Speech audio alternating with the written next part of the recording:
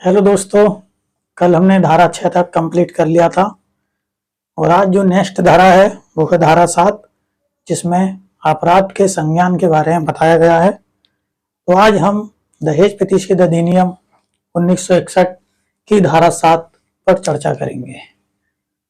तो धारा 7 जो है अपराधों के संज्ञान के बारे में बताती है।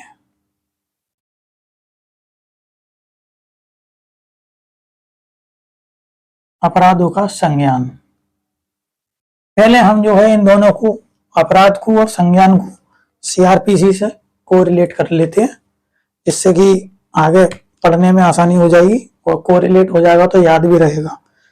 तो ये अपराध जो शब्द है, अपराध शब्द को सीआरपीसी में जो डिफाइन है वो 2N में कर रखा है।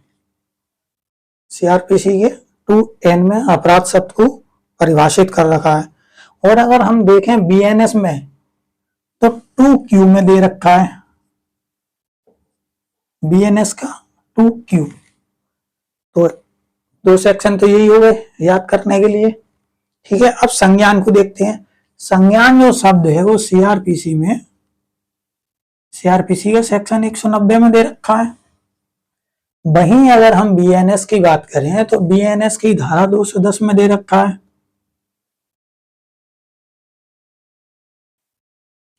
अब ये जो पॉइंट है, अब ये हमने कोरिलेट कर दिए सीआरपीसी से, तो इसमें आसानी ये हो गई कि आपको जो है बार बार पेज पलटने की जरूरत नहीं रहेगी और बार बार कहीं भी दूसरे डायरेक्ट ढूंढने की जरूरत नहीं रहेगी। आप आराम से इसको नोट कर लेंगे और आपको यहाँ सीआरपीसी का भी सेक्शन मिल जाएगा, बीएनएस का भी मिल जाएगा, और यहाँ भी सीआरपीसी और यहाँ भी बीएनएस। तो इसमें जो है आपको आसानी हो जाएगी। तो अब पढ़ते हैं धारा 7 के बारे में, जो दहेज प्रतिषेध अधिनियम 1961 की धारा 7 है।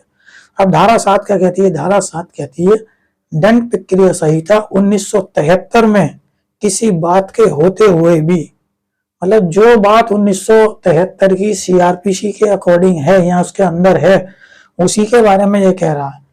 धारा 7 कह रही है, ए पॉइंट, महानगर मजिस्ट्रेट या प्रथम वर्ग न्यायिक मजिस्ट्रेट, क्या महानगर मजिस्ट्रेट या प्रथम वर्ग न्यायिक मजिस्ट्रेट से अवर श्रेणी का कोई भी मजिस्ट्रेट किसी भी अपराध का विचारण नहीं करेगा। ये कहता है ए पॉइंट। बी पॉइंट, कोई न्यायालय इस अधिनियम के अधीन अपराध का संज्ञान कब करेगा? वो 2 पॉइंट दे रखे हैं। बी पॉइंट में 2 पॉइंट कौन से हैं? अगर कोई न्यायालय अपराध का संज्ञान करेगा तो पहले पॉइंट में पुलिस रिपोर्ट पर करेगा, पुलिस रिपोर्ट, और जो दूसरा पॉइंट है वो है परिवाद।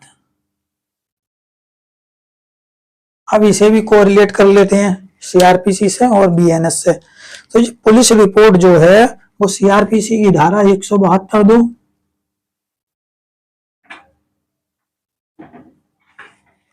172 में बताया गया है पुलिस रिपोर्ट को। और वहीं अगर हम इसकी डेफिनेशन की बात करें तो सीआरपीसी में इसकी जो डेफिनेशन दे रखी है वो 2R में दे रखी है पुलिस रिपोर्ट की। अब परिवाद की हम बात करें तो परिवाद का जो सीआरपीसी का जो सेक्शन है वो 200, और अगर हम इसकी डेफिनेशन की बात करें सीआरपीसी के अकॉर्डिंग ही तो वो 2D परिवाद। अब ये तो वही सीआरपीसी की धारा। अब अगर हम बीएनएस की बात करें तो बीएनएस में जो है आपका पुलिस रिपोर्ट को बीएनएस में धारा 193 में बताया गया है, और इसका जो डेफिनेशन क्लॉज में जो इसका है वो है 2T। तो यहां बीएनएस लिख लेंगे और यहां भी बीएनएस। तो डेफिनेशन में जाएंगे इसकी 2T में, और इसमें जाएंगे 193 193 सेक्शन 193। अब इसके आगे भी बीएनएस लिख लेंगे और इसके आगे भी बीएनएस लिख लेंगे। इससे हमें आसानी हो जाएगी काफी हद तक। तो बीएनएस में जो परिवाद है हमारा वो सेक्शन 223, और जो परिभाषा दे रखी है परिवाद की वो 2H, सेक्शन 223 और 2H।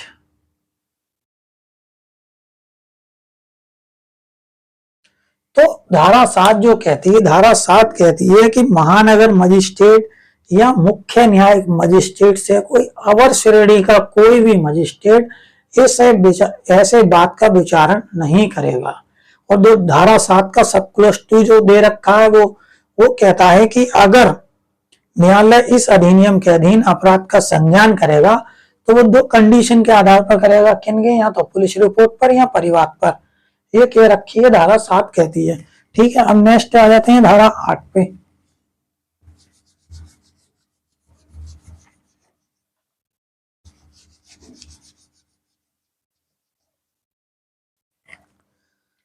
अब धारा 8 देखते हैं।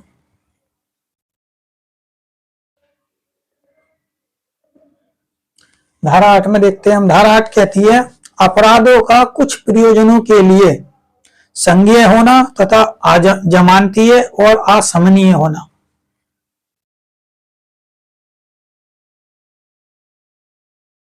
अपराधों का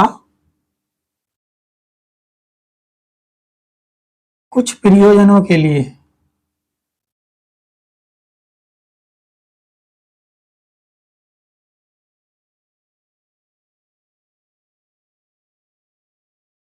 जमानतीय तथा असमनीय होना।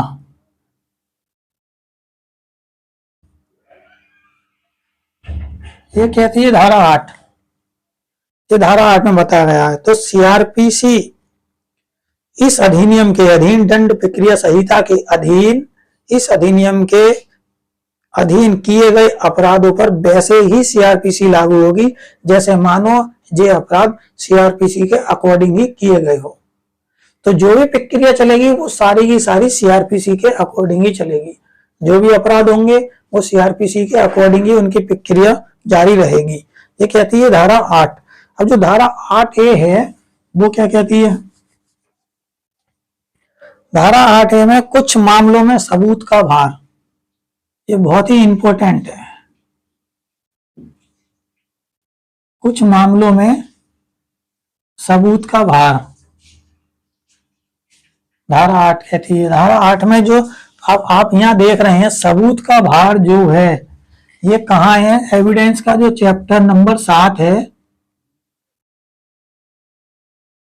एविडेंस का चैप्टर नंबर 7 और सेक्शन 101 और सबूत का भार किस पर होगा? वो 102। ये दे रखा है एविडेंस में, धारा 101 और 102। अब अगर इसकी बीएनएस की बात करें हम तो बीएनएस में इसको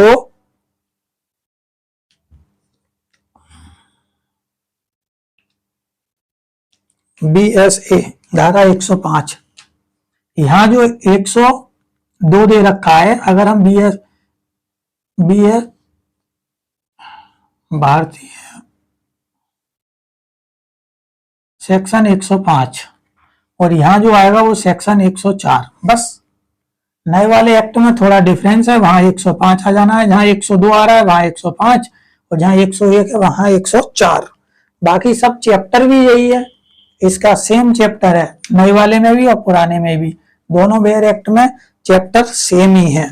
तो ये धारा 8A कहती है कि कुछ मामलों में सबूत का भार, जहां कोई व्यक्ति धारा 3 के अधीन दहेज लेने या देने के बारे में या धारा 4 के अधीन दहेज मांगने के लिए किसी प्रकार की कोई डिमांड करता है तो वो इन धाराओं के अकॉर्डिंग अभियोजित किया जाएगा। और ये सिद्ध करने का भार कि उस व्यक्ति पर जो अपराध लगाया गया है वो बेबुनियाद है, ये उस व्यक्ति पर होगा जो अभियोजित किया जा रहा है, ये उस व्यक्ति पर भार होगा। ये कहती है धारा 8A।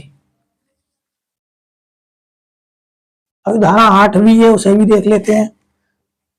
छोटी सी धारा है वो, दहेज प्रतिषेध अधिकारी।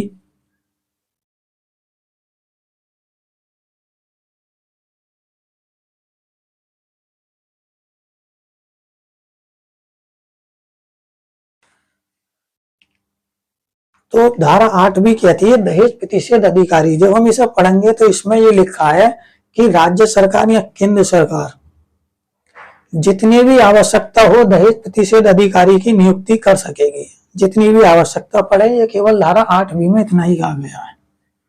अब धारा 9 में आ जाते हैं। धारा 9 कहती है केंद्र सरकार द्वारा नियम बनाने की शक्ति।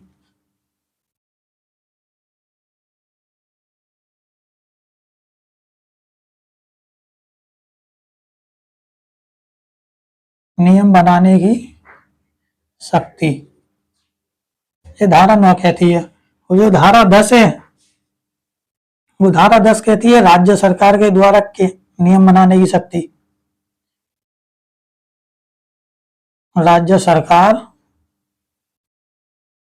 की नियम बनाने की शक्ति।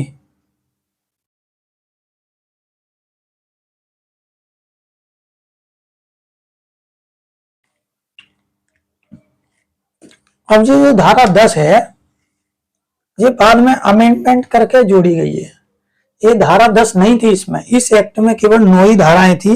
ये धारा 10 बाद में जोड़ी गई है जब इसकी आवश्यकता पड़ी, क्योंकि अगर केंद्र सरकार अपने हिसाब से अगर परिवर्तन कर रही है तो राज्य सरकार भी तो अपने हिसाब से, क्योंकि राज्य में जो प्रथाएं हैं, जो रूढ़ियां हैं, उसे राज्य सरकार से ज्यादा अच्छे से कौन जान सकता है।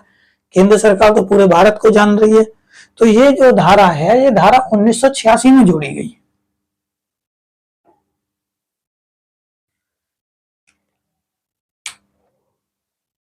बस इस एक्ट में यही 10 सेक्शन थे, आज हो चुके हैं 10 के 10 सेक्शन। 4 सेक्शन कल रह गए थे पढ़ाने से, वो आज हमने पढ़ा दिए। वीडियो पूरी देखना, जिससे कि एक बार में समझ में आ जाएगा, और समझ में एक बार में नहीं आए तो वीडियो को दोबारा देखना और एक बार लिखने का प्रयास करना। फिर उसके बाद तीसरी बार कुछ दिन छोड़ के, 3-4 दिन छोड़ के उस वीडियो को पुनः देखना। जब आप ऐसा करेंगे तो ऑटोमेटिकली सारे सेक्शन आपको याद हो जाएंगे। आगे बने रहिए और